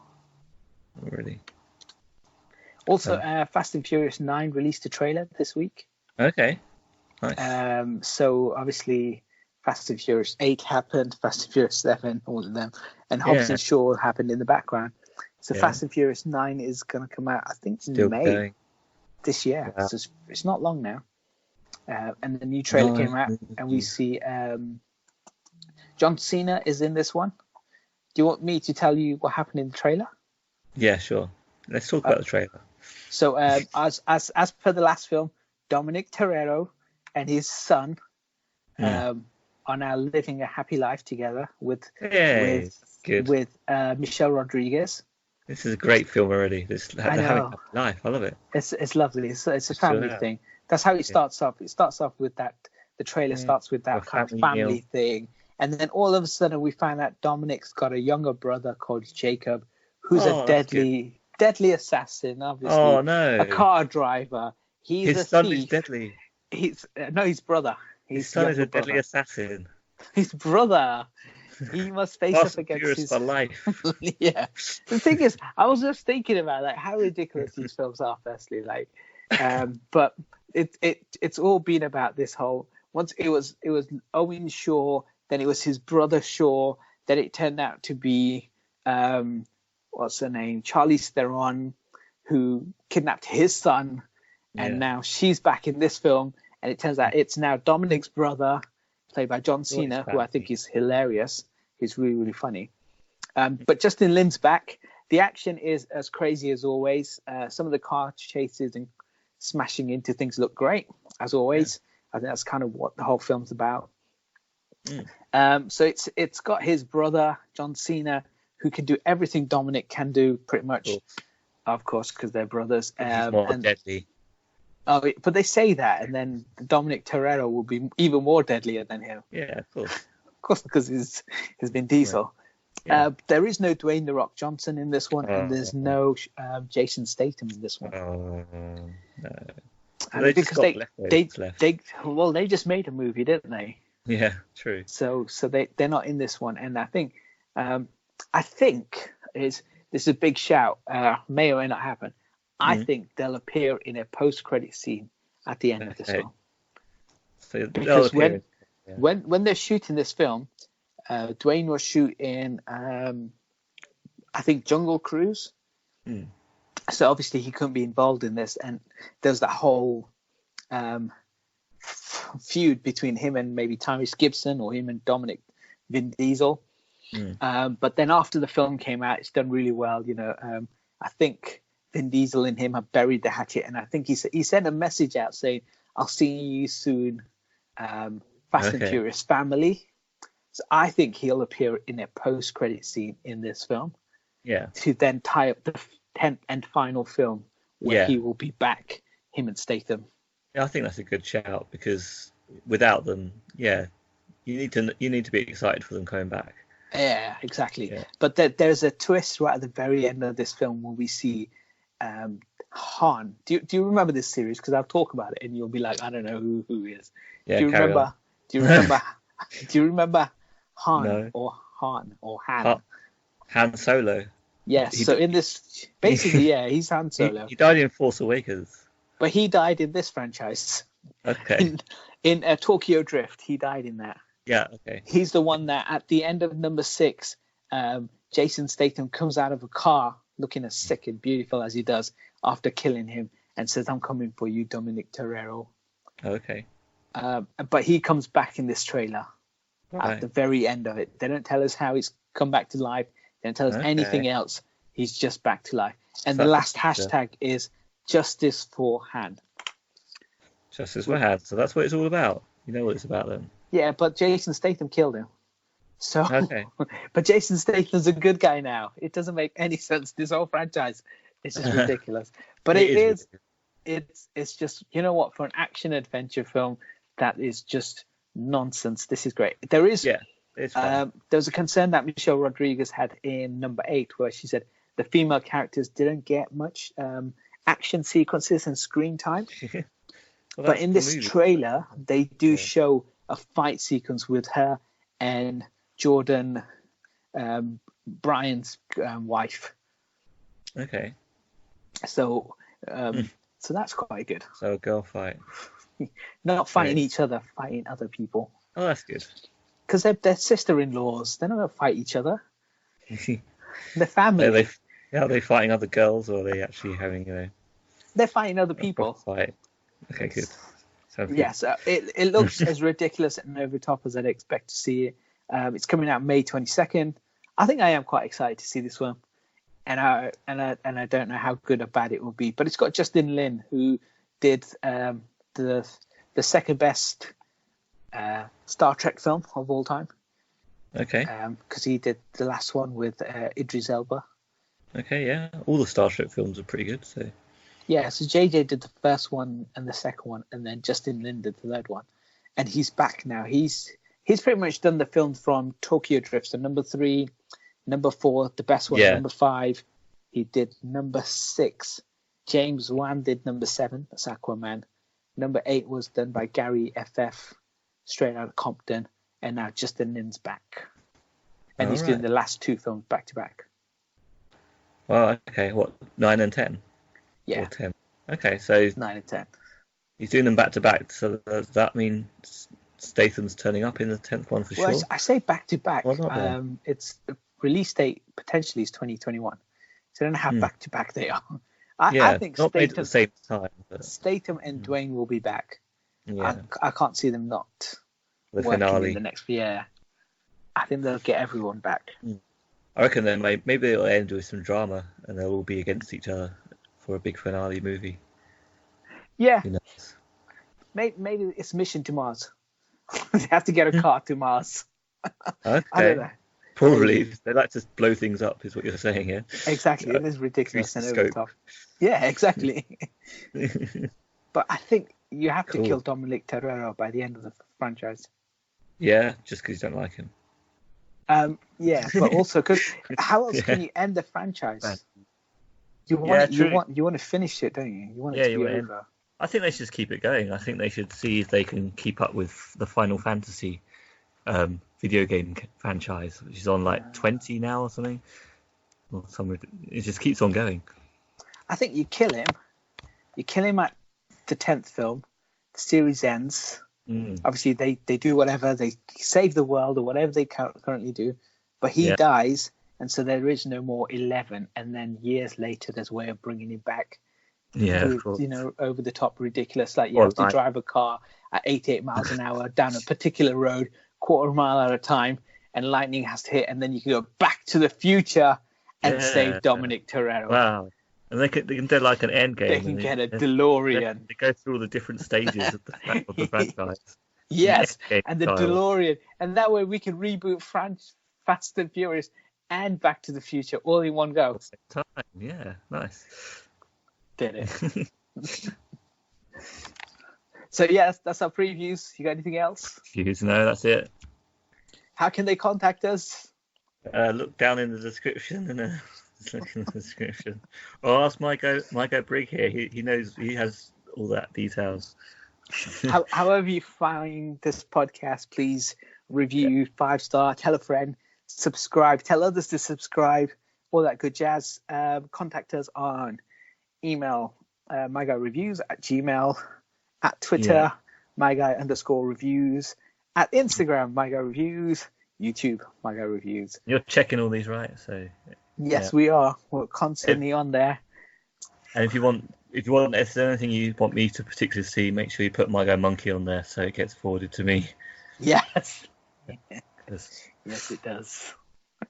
That's just me writing emails to you. That's what's been happening. Yes. Brilliant. Thanks for listening, everybody. There's a lot of sexy talk in those emails, and it makes sense now. There is, isn't it? I keep asking you, what are you wearing? Just keep trying to get me to do the podcast naked. I'm like, I want a podcast. This is my voice. What's the point of me opening my shirt? Come on, guys. Come on. It's 'cause that's the way Mike plays. Mike Lowry. Brilliant. Thanks for listening. Bye. Yeah, bye.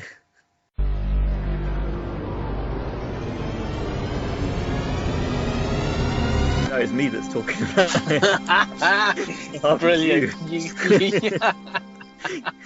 My guy reviews the podcasts